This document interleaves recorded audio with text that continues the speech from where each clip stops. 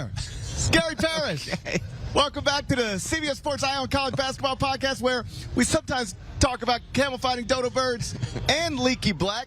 Eye on College Basketball Podcast is brought to you by Jersey Mike's. Jersey Mike's, a sub above. This is Matt Norlander.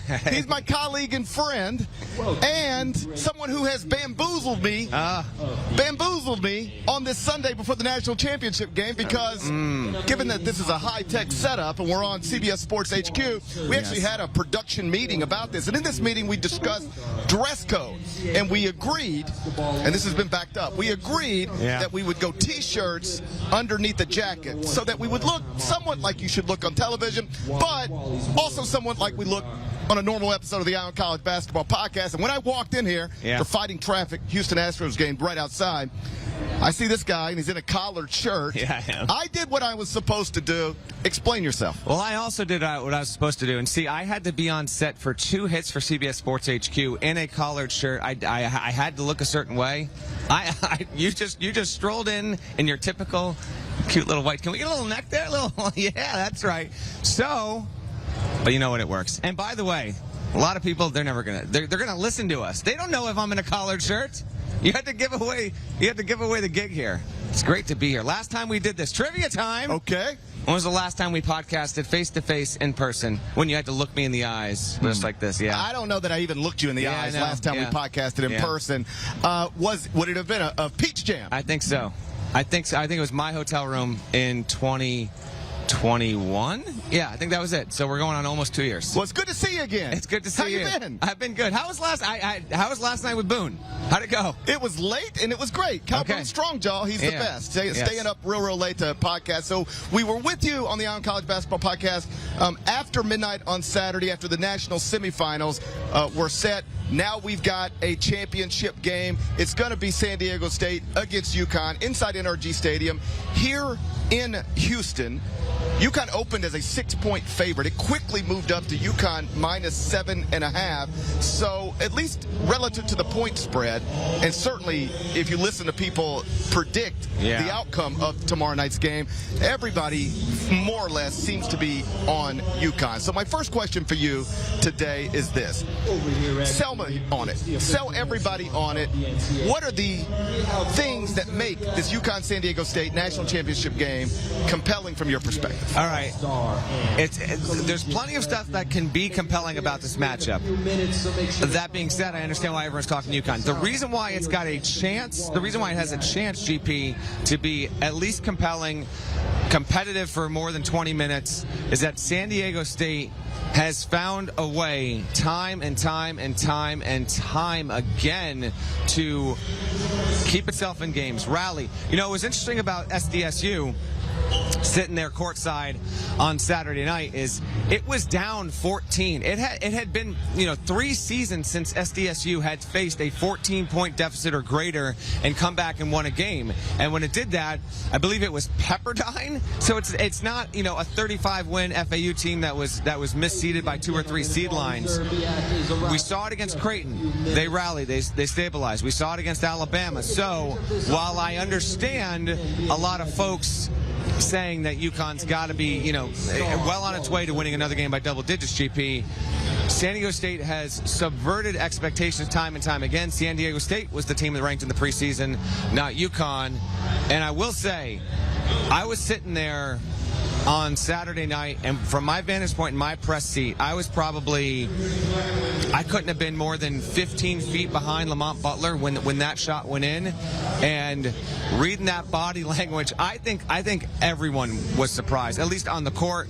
It felt like FAU was going to win, and I just wonder if a jolt like that, because that was the only lead, I assume you mentioned this on Saturday Night Show, SDSU hitting that bucket was the only time they led in the second half. It was the final shot of the game, and I just wonder if that jolt won't be there with them immediately from the tip on Monday night.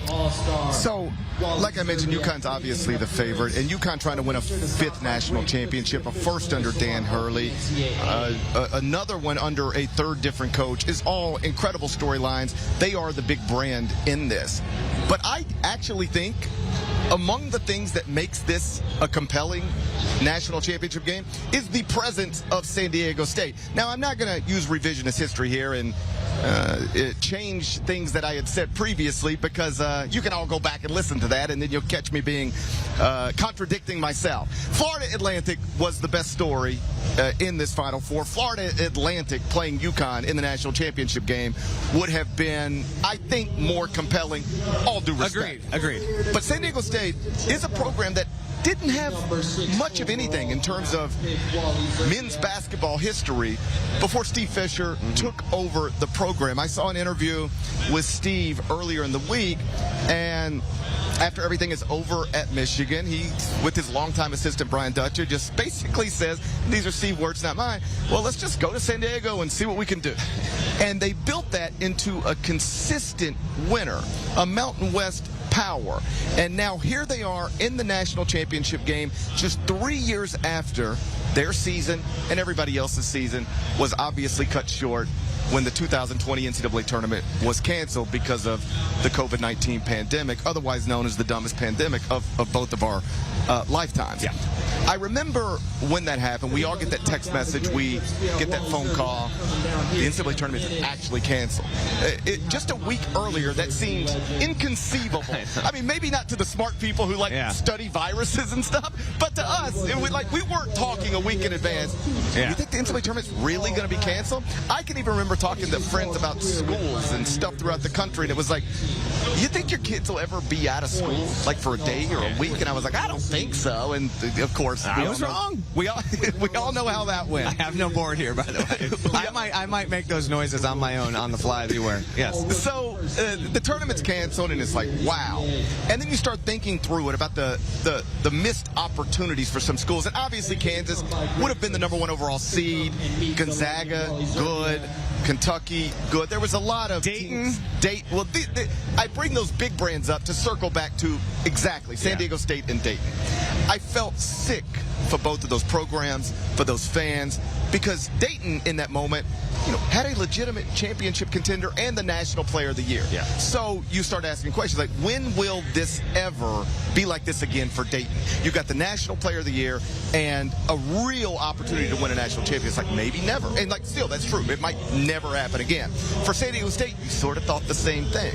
Like, when will San Diego State, a team that was 30-2 with an All-American point guard, they were set to be a 2 seed in the NCAA tournament on the day that it was canceled. Man, will San Diego State ever be this close to reasonably expecting to compete for a Final Four, to win a national championship? I didn't know. Nobody knew.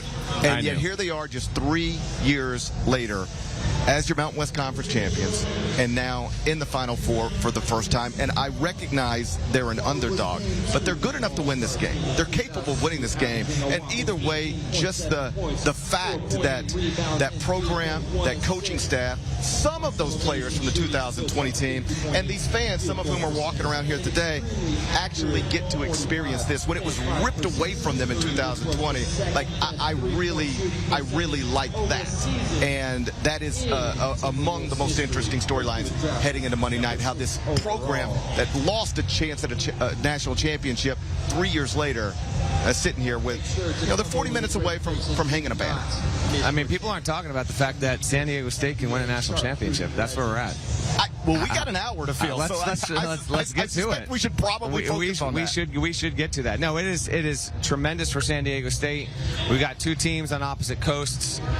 I think this is an endearing part of the NCAA tournament in college basketball. San Diego State getting to this point, playing for a national championship, is incredible, honestly. And just to reiterate, because I wasn't on the Saturday pod, I'm getting in some quick Saturday night thoughts here. With the way that game played out, I thought FAU was winning literally even as the shot went up. When I watched Butler's shot go up. Okay, where were you sitting there? I was sitting directly next to the Westwood One radio crew. So I was. The Guster was not in view. It was on the opposite side. I looked for it all night. Never saw it. The story behind the story, because a lot of people were asking, like, where is Norlander? Where's the sticker? We got controversy. Actually, normally there's a small second table on the opposite side.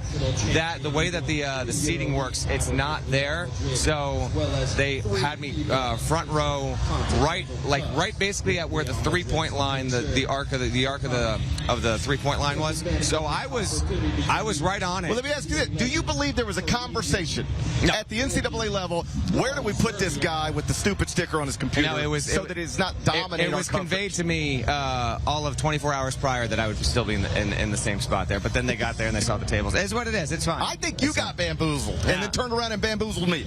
Well, how about this? There was a loose ball right over. Little dribble. I was in the right place there, so we had a brief moment where maybe that would have reappeared. But here's the point: is that I thought, first of all, I didn't see the angle on Butler's foot almost going out. I didn't even know that was a thing until afterwards, and that was the narrowest of margins. I thought it was going to hit off the back of the rim and wind up missing there. I thought FAU was winning the game the whole time. Did you? Yes. I had a column written. I know. I'll share it with you sometime. Yeah. It was done. And then but I was watching on television because we had a call time for CBS Sports Network. We had shows, and so we all, or most of us, watched it on television. I will tell you, the television angle was perfect. Yeah. And it looked good the whole time. Yeah. The whole time looked perfect. We got a clip of me talking to Butler. We'll get to that later in the show. But I thought FAU had it. The fact that they blew the 14-point lead. SDSU had 1 point where they had 8 rebounds in a 2-minute span, offensive rebounds in a 2-minute span. It just speaks to the resolve and the spirit of this team. I talked to Dusty May after, and I even asked him for HQ. I said, did it feel like you were playing yourself? Just the way that they were playing, the way they were creating opportunities. This is the exact way that your Owls team, got to 35 wins, got to the Final Four in this tournament. And he said, yeah, absolutely. And there were a few tough spots, obviously, down the stretch. The whistle got weird. I don't know. Credit to San Diego State, though. It is an incredible story.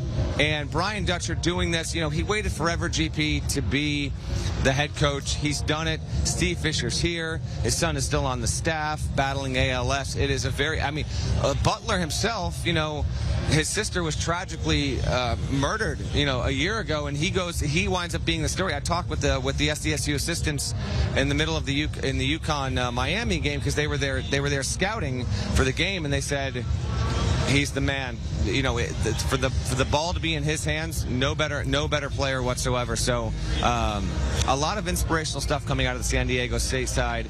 And while we will make our picks later in the show, later on the pod here, I am not of the mind that this is a formality and UConn's just going to waltz to the title. I think that's on the table. But if you're just going to casually dismiss SDSU because they're never in a title game, this isn't a team that's, top 10 every season, it's played in the Mountain West, I would say that's wrong. I think that they've got a real chance because of their style play and their physicality. I think they can match up with UConn. I'm glad you brought up Brian Dutcher because I was thinking about this earlier. We did in the preseason a ranking of the top 25-1 college basketball coaches in the country. We all submitted ballots, and I didn't remember Brian Dutcher being on it, so I went back and looked this morning in a longer than it should have been Uber ride. And he obviously was not on it. Yeah. And yet this is a guy who has now 2 30-win seasons in the past 4 years. He's won 3 of the past 4 Mountain West Conference titles. He's now in a Final Four, and like you said, is doing all this after he was more or less labeled, I think you would agree with this, a career assistant. That's Steve Fisher's guy, and when Steve retires, he'll probably get the job, and then we'll see how it goes.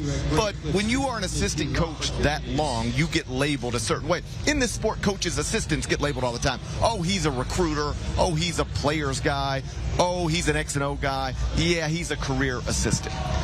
And he has gone from, again, quote, career assistant to an incredible basketball coach running that San Diego State program.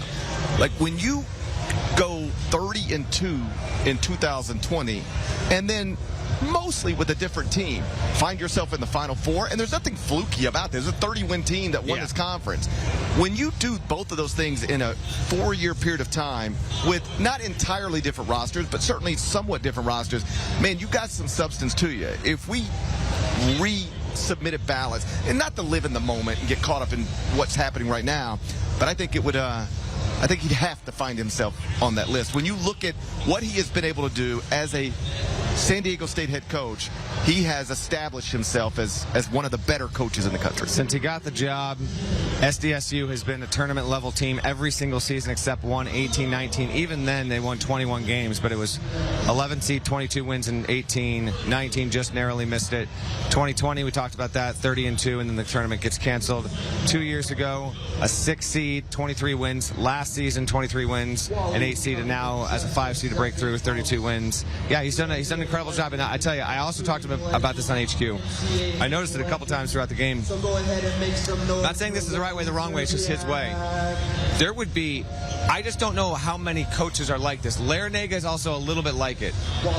There would be 20-second, 30-second stretches where Dutch is just standing there, and you notice it because of the lack of animation. He's just standing there watching. He's not, now some of this was his team was on the opposite end of the floor.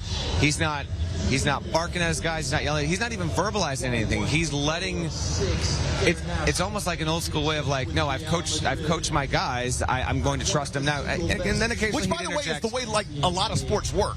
Correct, but that's not how college basketball works, right. And it certainly is not how Dan Hurley works. And there's nothing wrong with it. But it was. I thought the connecting thread between how Dutcher was just standing there, watching, and then letting it play out. And on the last play of the game, he just simply doesn't call timeout, just lets the flow play out, and we saw how that wound up. Now, the shot went in, it could have not gone in, whatever. Sometimes you do this on instinct, but his style is different from a lot of other coaches, and it's helped him get to this point. One point I made on Saturday night's episode was that he had 2 big decisions to make in those final seconds, and I thought one decision was right and the other one was wrong, but they both worked out. I thought he should have fouled and extended the game rather than let it play out. Reasonable people can disagree on that. It's not one of those like, if you don't foul, extend the game, you don't know what you're doing. It's what I would have done, but it's reasonable minds can disagree. I thought letting it play out at the end, like we got the rebound, let's go, no timeouts, I thought that was the right decision, but he made 2 big decisions and they both worked out, and that is among the reasons he now finds himself in this national championship game. Before we take a break, I do want to bring up the other head coach, Dan Hurley, because if you're looking for compelling storylines, he's got to be on that list as well. You know the story as well as anybody. Dan has spent much of his life in the shadow of his brother. Bobby Hurley, an all-time great college basketball player, a legend of the sport, a 2-time national champion. Yeah. One of the best point guards to ever play at this level. And Danny's always been Bobby's brother. And I talked to Danny 2 days ago, talked to Bobby yesterday. To see Bobby here supporting him so enthusiastically. Oh, yeah. I just think there's something really sweet about that you have spent much of your life either in the shadow of your Hall of Fame father, yes, Bob Hurley Sr., or your iconic brother, for Danny to now find himself in this spot where he can also be a national champion. Think about this. As Bobby's winning 2 national championships as a player, does Danny Hurley ever imagine, maybe I'll get a national championship someday too? No, that's not realistic. And yet, and he said this, I think last night with Tracy Wolfson, you know, I was a high school basketball coach not that long ago, and now I'm coaching UConn, and the place where Jim Calhoun worked, and now I'm 1 win away from a national championship. These are not his words, these are mine. And he's expected to do it. He's the favorite to do it. It'll be a surprise if he does it. That's really, really awesome. And when I talked to Bob Sr., he could not have been prouder. When I talked to Bobby, he could not have been prouder. I just think it's got to be an amazing thing for that family and for Danny to see this. And they've gotten away from the whole shadow thing a while back. Like, Danny's been the coach at UConn for a while now, but to watch him hold a similar trophy to the one his brother once held, that'll be a really cool thing if it happens. Oh my God. Yeah, it will be. I watched him walk off the floor on Saturday, and he was screaming. He was, you know, the UConn fans, they had their arms stretched out, giving him high fives, and it was just one more. And then he actually, I didn't put this in my column, but as he's walking back to the locker room, this is like typical Hurley. He's walking back, and he goes, yo, but they can't. And he's like kind of talking out loud to himself as SID Phil Shardis is walking beside him. He's like, yo, yo, man, like, they can't get this suit wet because I only got the one suit. I got the one suit, man. I don't want to get it dry cleaned. I got the one suit. Well, they did. He didn't get the suit wet. So he's good. They dodged it. And I think on a certain level, the way that, knowing Dan and the way he's wired, part of him believes, like, yeah, man, like, I was going to do this. Like, I knew I could do it. But the other half of him, and this is kind of judging off of, I've been able to talk to him a couple times in the past few days since they got to Houston, there is an element of surrealness to this right now, where I think he always believed that he could get UConn to a Final Four, but he is gone in a matter of 3 weeks from not winning a tournament game at UConn, and that being a thing. Like, I talked to him about that in October when he said, the job's going great. I think we'll be he actually was joking with me in October that he'd be a top 10 team, and I was like, Dan, I think you might be able to get there, but, like, we'll see. And then he's absolutely busting my chops over it. So he's gone from that and him telling me, it's just the one thing, man, like, we got to win a tournament game this year. Like, we got to do it. Like, this is just hanging over me. So he's gone from that to now coaching a team, and we'll get to this soon enough here in the show in a couple minutes, that's on a tournament run that is right now statistically ranking among the 5 to 7 best at worst since we expanded the tournament in '85. The Hurley story and the Dutcher story, each compelling in their own unique ways. And one last thing on Danny, because that's one of those, unless you're in the fan base, like on the message boards, you might not just... Shouts to the Boneyard. Yeah, that's right. You might not be aware of how much of a thing that is. I remember it with Bill Self at Kansas, pre-2008. I'd go on radio in Kansas City as a guest, and I would get questions like, so if Bill Self doesn't do it this year, do you think Kansas... And I'm like, what? Like, Bill Self is one of the, at that point, had never been to a Final Four, but I'm like, listen, you've got one of the best coaches in the country. If you don't want him, somebody else will take him immediately. Just be patient. He's building good teams basically every year. He'll break through at some point. Then he breaks through and nobody asks those questions anymore.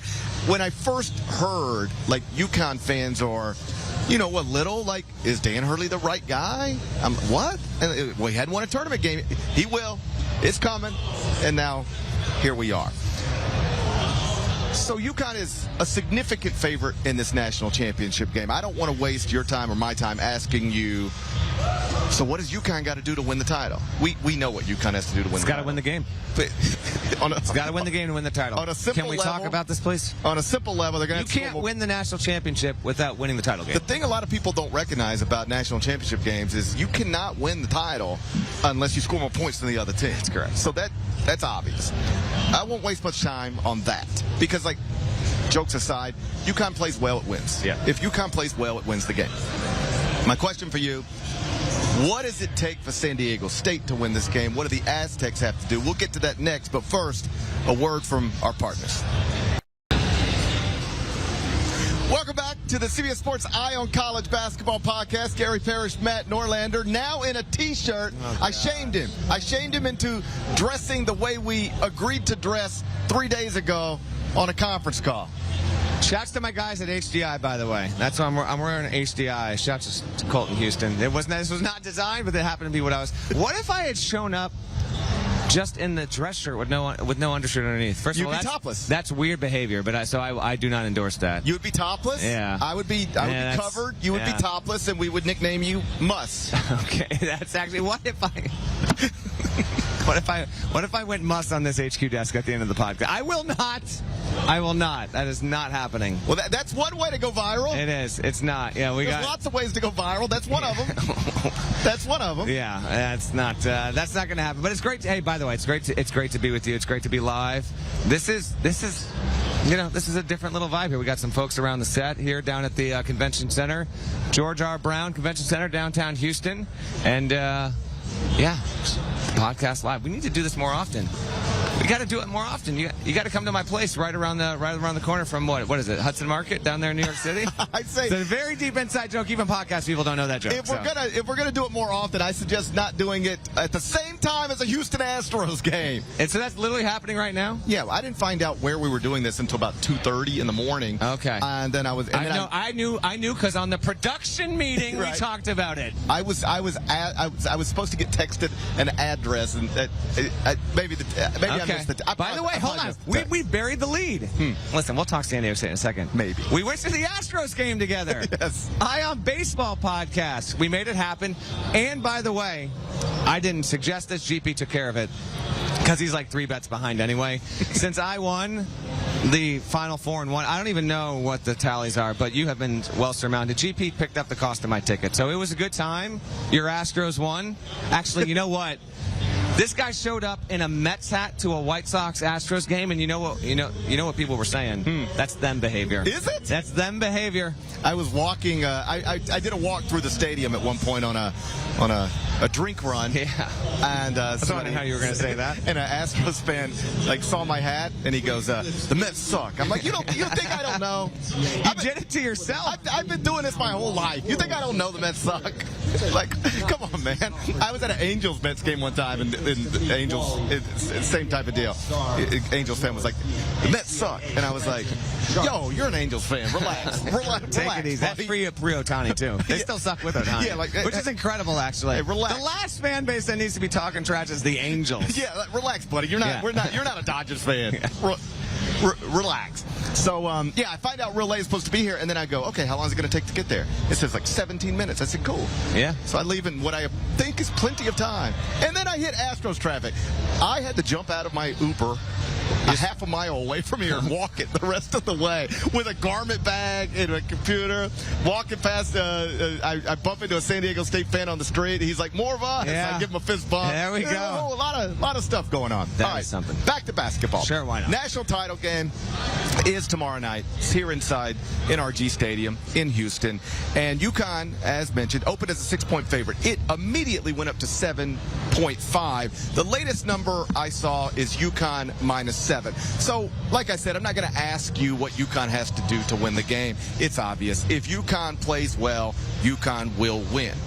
The question is this: what does San Diego State have to do to win this game? All right, so when we went into Saturday night and I spoke on HQ, one of the biggest things I said, or the biggest thing that I thought needed to happen for San Diego State, was that Matt Bradley had to play like the program's best player, because he had not in recent games. That wound now. Butler hit the shot, but Bradley was actually the best player overall. You know, he went for 6 boards, 21 points in 32 minutes, only 1 turnover. Played really, really well, and they got out to that 14-5 run early. SDSU did on FAU. That wound up being a big case. I think that's got to happen again.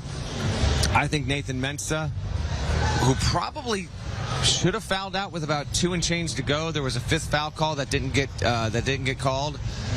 I think he's got to play particularly well. Obviously, they're going to need to shoot well.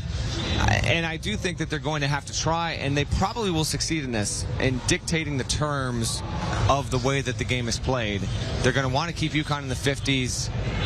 If UConn cracks, now what actually wound up happening is FAU broke the streak. So it was 72-71.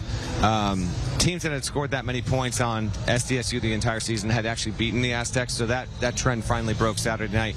But you don't want to let UConn hit, certainly not 70. I would even argue 65, just because UConn is also, that's the thing, is SDSU's slightly better per possession defense, but UConn is also top 10, and it's top 10 on both ends of the floor here. So slow the pace, keep it to 65, 68 possessions. Certainly not as many as 70, because you don't want to let UConn hit 70. It's hard for me to see the Aztecs winning this game if the Huskies get to that threshold. You know, I don't really think San Diego State has to try to control tempo, because UConn doesn't play that fast either. They're both in the 200s in tempo, according to KenPom. So it's going to be played at a comfortable pace. I do think they need to make it ugly, and I think Brian Dutcher would probably agree. Basketball fans don't want to watch an ugly game on Monday night, but I think San Diego State fans probably do, because that is your best opportunity to actually win a national championship. I told this story last night on the Eye on College Basketball podcast. I'll give a briefer version of it now, but it is the main thing that pops into my head as we get ready for a UConn San Diego State championship game. It was the 2009 title game. It's North Carolina, Michigan State. And North Carolina is, like UConn is tomorrow, a significant favorite. And I remember Tom Izzo's press conference on the Sunday before the title game. So the same press conference that Dan Hurley and Brian Dutcher are going to have today. And Tom, and I'm paraphrasing here, I'd never want somebody to go pull the actual transcript and say, well, you had this word wrong and that wrong. I'm paraphrasing here. Yep. But what I remember Tom Izzo saying in that moment is more or less something along the lines of, listen, we know who they are. We know who we are. They're the favorite for a reason. He said they got something along the lines of they got better players, they've got more 5 stars. I remember him saying something like they've got the better coach. He was just sort of really like, hey, they're the favorite. I got it. I'm not naive to this. He said, and if they play well, they'll probably win. But we're pretty good at making people not play well.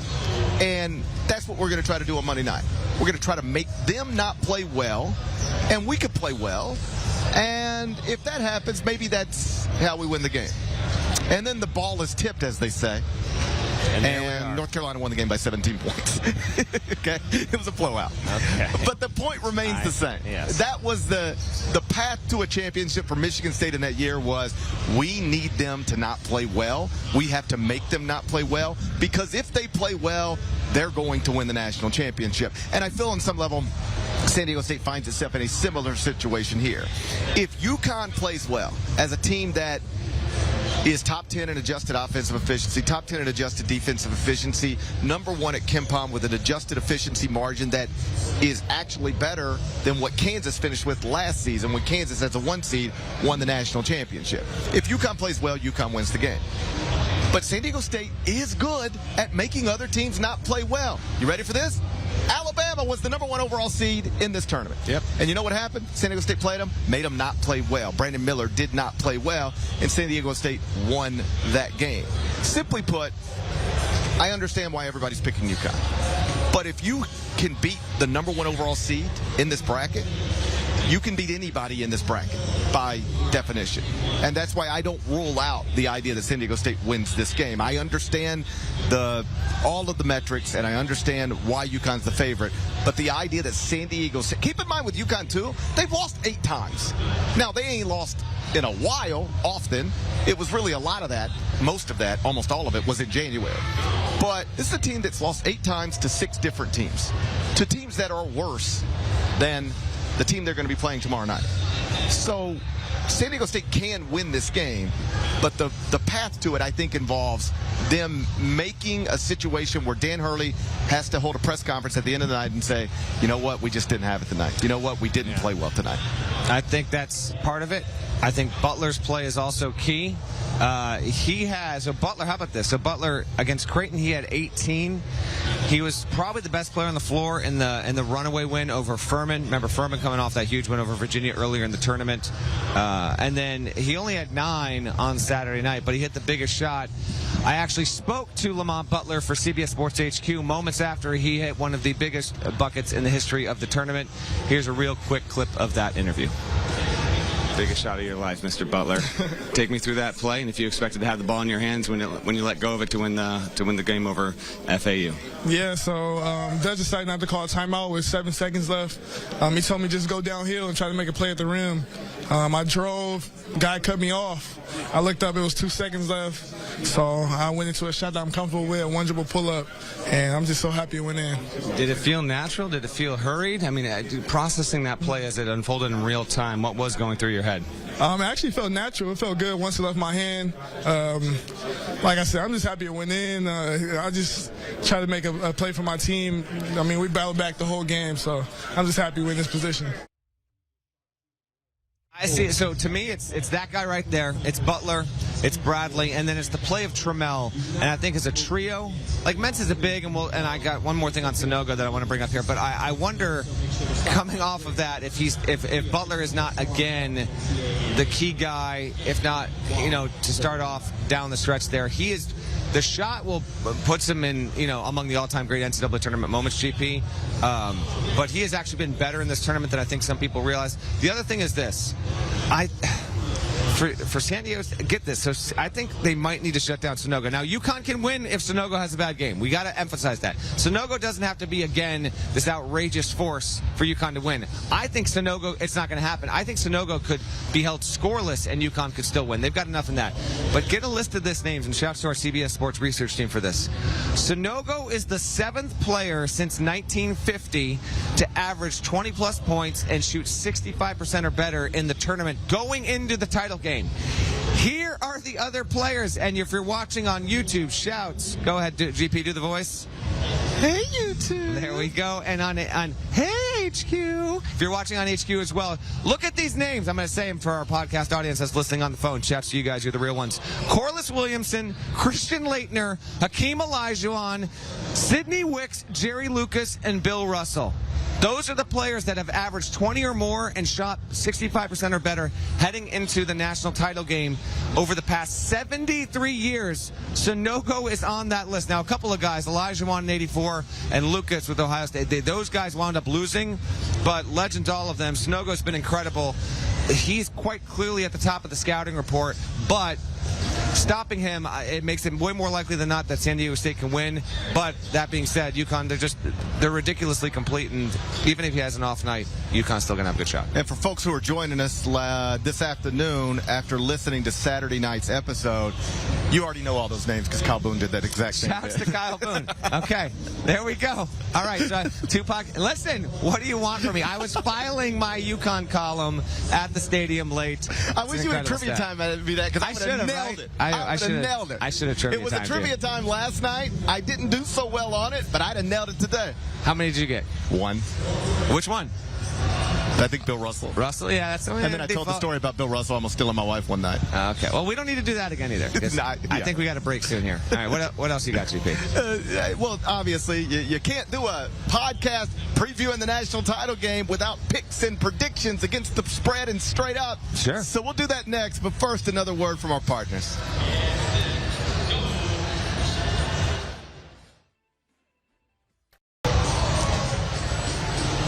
Welcome back to CBS Sports Eye on College Basketball Podcast. Gary Parrish, Matt Norlander, here at the Convention Center in downtown Houston, just one day away from the national championship game.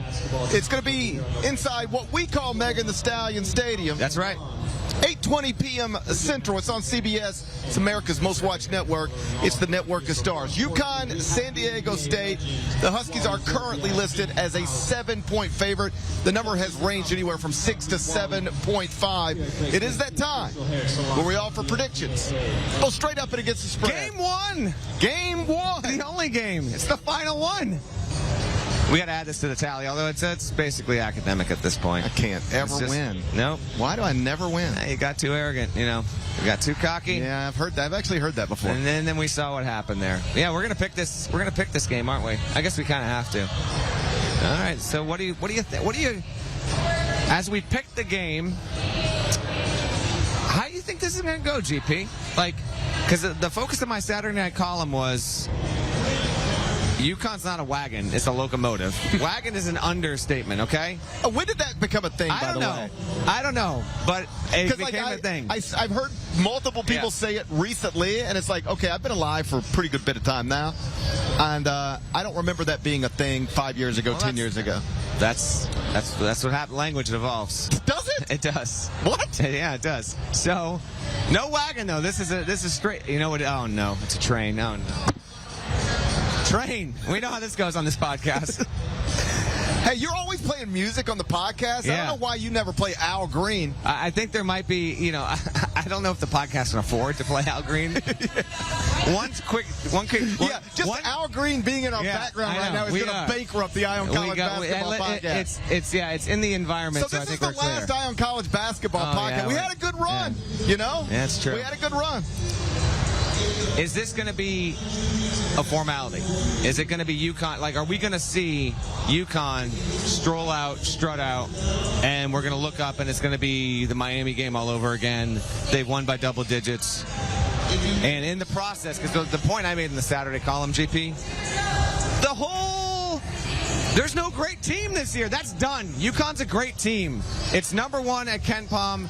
It has defeated every single non-conference opponent this season by double digits, by an average. Trivia time. You didn't read the column. Yes, I did, actually. What's the number? It's an outrageous number, like 20-something. 24.7 points on average against non-Big East teams. You gave me a manageable read last night. How many minutes did it say? I don't know, probably 3-4 minutes. Yes, you got it done. That's my kind of column. Got it done. So 24.7 points on average in non-conference play. Is San Diego State just the last team on the assembly line, GP, and we're going to see a UConn runaway, or are we going to get one more really close game? The last time we were in this building, we've had 2 games in a row. Jenkins, and then Butler. Bada bing, bada bang, bada boom. Last second shots. UConn wasn't that. Do we get more of what we saw in the second game or closer to the first game on Saturday night? We'll give you some expert analysis. Okay. Could be either. Okay, there we go. It could be either. Yeah, okay. Like, that's the thing. Don't do this. Could be either. Do not do the. Anything could happen here. It's a 40-minute game. It's a 40-minute game. You know what? I got a reason why. I talked to Dan Hurley on HQ. I got a reason why it could go heavily in UConn's favor. Let's cue up that quick soundbite from Saturday night. We're a very unique team, and when you see us for the first time with the two centers and the shooting that we have, and then a player like Andre Jackson, and the fact that we don't really have an Achilles heel. We defend, we rebound, we play high-level offense, and we play our butts off every single possession, and we're unique. Boy, nobody likes throwing to their own interviews more than you. And listen, they had them queued up. If you were there, I would have thrown them to you. But you weren't there. I don't have you. Sorry, I was doing something at home. I don't have you on the set. Sorry, I was on TV. I don't have you on the set ignoring UConn's mascot, okay? I saw that too. You had a dog in your presence you're not even looking at. That became a thing among UConn fans. Let's address that real quick. Jonathan, the Husky, showed up at our set. Beautiful, beautiful Husky. Yeah. Beautiful. Yeah, and you ignored it. No, I pet that Husky. Yeah. But then I was like, you have to refocus, dead leg. And so Renee Montgomery, full of energy, UConn legend, absolute best. They seem to have a better relationship. She's a UConn Husky. It is literally the UConn Husky. So I was just trying to stay out of their way, also stay in the shade. But there's like all these pictures. Yes. There's all these pictures of Jonathan the Husky at our set. You couldn't be less interested. And in every one of them, I'm in the background like this. Yeah, or staring at your phone or just whatever. Yeah. I'm like scrolling Instagram. By the way, I don't have this 100% fact checked in real time. Apparently the dog couldn't get into the stadium because it didn't have a credential. Did you hear this? No. Can we get the dog into the stadium Monday night? I think that happened. I would have loved to have watched that dog try to walk into the court area with a cup that didn't say NCAA on it. No chance of that. I know. By the way, we have a hard out here. This is unusual. I think we're under 2 minutes. We have to pick this game. I'll just go first. I think we are going to see a competitive first half. I think we see UConn separate itself in the second half. I think Jordan Hawkins has the best game, which will make for an interesting discussion about whether it should be Sanogo or Hawkins, who is Final Four MOP. I will say UConn wins. I'm going to give a score. GP, I want you to do a score too. I'm going Huskies 72, Aztecs 58. Yeah, I'm saying Huskies by 14 points. I also have UConn winning the game. I think San Diego State can stay within the number. I would take San Diego State plus the 7. And maybe that's hope more than prediction. I want to see a good game. So do I. We had a Friday night women's game between Iowa and South Carolina that was awesome in part because it came down to the final minute. Florida Atlantic, San Diego State, awesome in part because it came down to the final minute. I hope this one can come down to the final minute or at least come down to the under 4. I've got UConn winning the game. I've got San Diego State covering it. And again, I just sort of I know all the metrics about UConn that you do. If they win by 17 points, it will not surprise me. I'm getting before listen. We're like on a hard soft out. Get a load of this stat. Since the Sweet 16, UConn has trailed for 47 seconds of game time. San Diego State has trailed for more than 75 minutes since the start of the Sweet 16. Just keep that in mind. That's why I've got UConn winning comfortably. Yeah, we both believe UConn will be our national champion. I will take San Diego State plus the number because I want to see San Diego State stay within that number and give us a basketball national title game that is filled with drama. Those are the ones I enjoy watching most. We are going to podcast late on Monday night into Tuesday morning. That's going to depend on game flow, HQ stuff. So particularly if you're on the West Coast, we'll be late, but we'll be good for you. But it will be me and GP. You'll be at your hotel room. I'm going to be in the stadium, just like last year. So you will have a pod with me and GP waiting for you early Tuesday morning or very, very, very late Monday night, depending on when things go. We will have a national champion. One of these teams got to win the game. That's the thing not enough people are talking about is that somebody's got to win. Yep, that's right. Shouts to Devin Downey. Shouts to Chester, South Carolina. Shouts to Hawk. Larnell, thank you, guys, all of you. of you for listening, watching the Eye on College Basketball podcast. If you're on CBS Sports HQ, stay tuned. We got programming all day. If you're watching on YouTube, you know what to do. Smash the like button like you're Brandon Davies.